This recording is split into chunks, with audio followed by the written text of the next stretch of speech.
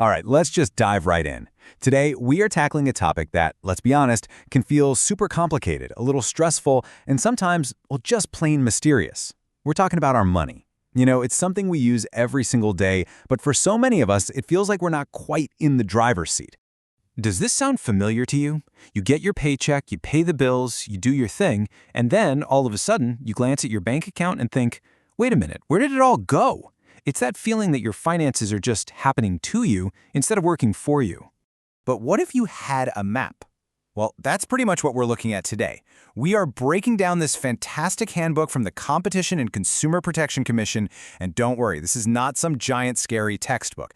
Think of it more as a straightforward, easy-to-follow guide designed to help you figure out exactly where that money went, and more importantly, where you want it to go next. And that really brings us to the core idea here. Taking financial control. Now, this isn't about being cheap or, depriving yourself of everything you enjoy. Not at all. It's about empowerment. It's about moving out of that financial fog and into a place of real clarity and confidence. So what even is financial control? Honestly, it's way simpler than it sounds.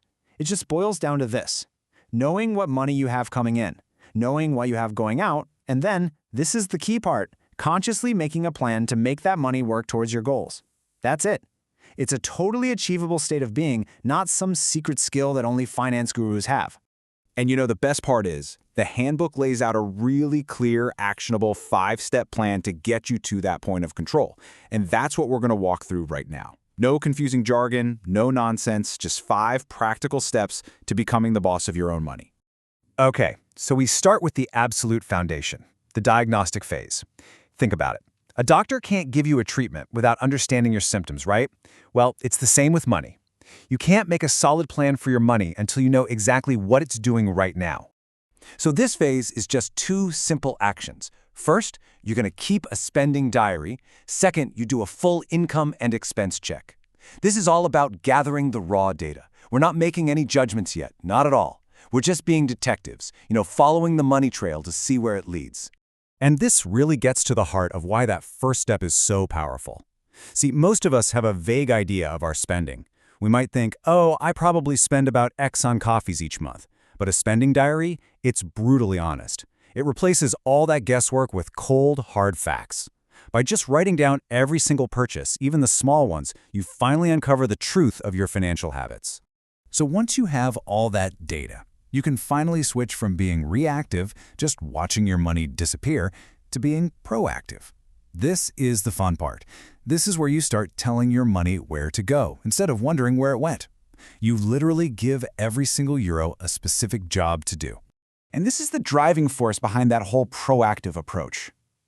The handbook says it perfectly. Your goals are your why. Without a destination in mind, you're just kind of drifting. But when you know what you're saving for, whether it's a holiday, a house, or just peace of mind, you suddenly have a really powerful motivation to stick to a plan. The handbook suggests breaking your goals down into these manageable timeframes, which I think is brilliant. You've got your short-term goals, things you want to do in the next couple of years, like finally getting rid of that credit card debt. Then there's medium-term, like saving for a house deposit. And of course, long-term is the big picture stuff, like paying into your pension. Seeing it all laid out like this just makes it feel so much less overwhelming. And speaking of short-term goals, the handbook points to one that is absolutely crucial: an emergency fund. The general rule of thumb is to aim for a safety net of about 3 months' salary. Now, this isn't money for a fun trip. This is your financial firewall for when life inevitably happens. The car breaks down, the boiler decides to quit. This is the fund that stops a little drama from turning into a full-blown crisis. So you know where your money is going, and you've given it a job based on your goals. The next stage is all about the long-term strategy. How do you actually grow your money for those bigger goals, and how do you protect yourself along the way? Well, a big part of that is understanding the difference between saving and investing. Think of it this way. Saving is for your short-term goals and that all-important emergency fund. It's low risk and you can get to it easily. Investing, on the other hand, is for your long-term goals. It definitely comes with higher risk, but it also has the potential for much higher growth over time. The key is just choosing the right tool for the right job. Of course, for a lot of us, our financial lives aren't just about saving and investing. They're also about borrowing. Mortgages, car loans, credit cards. Debt is a reality for most people, and understanding it is absolutely critical to having financial control. So the handbook gives this brilliant, super simple example to show a really important point. Okay, let's say you take out a €10,000 loan over 3 years at a 10% APR. The total extra money you'll pay in interest, what they call the cost of credit, is just over €1,500. Got it? Keep that number in your head. Now, look at this. It's the exact same loan, €10,000, same 10% interest rate, but this time it's paid back over 5 years instead of 3. Now, the monthly payments are lower, which seems nice, right? But look what happens to the total cost of credit.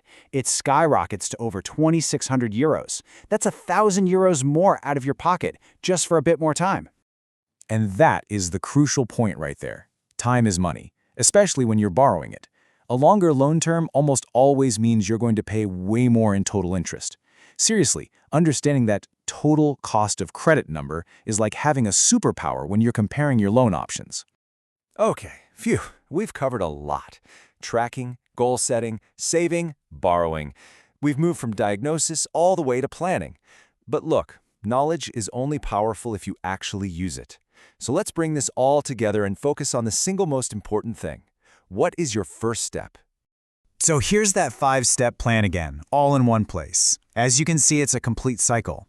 You track your spending, check it against what you earn, use that info to set your goals, build a budget to reach them, and then, and this is key, you keep reviewing and adjusting. It's a continuous loop that keeps you in the driver's seat. But here's the thing. You do not have to do all of that tomorrow. Your entire journey can start with one simple, totally manageable action. Forget everything else for a moment and just do this. For the next 7 days, keep a spending diary. Just write down every single cent you spend. That's it. That is your first, powerful step to taking back control. And I'll just leave you with this final thought. Just imagine it for a second. What kind of things could you do? What holidays could you take? What debts could you finally clear? What security could you build for yourself and your family if you knew, with total clarity, exactly where every single one of your euros was going? The answer is out there, and it all starts with that 1-week diary.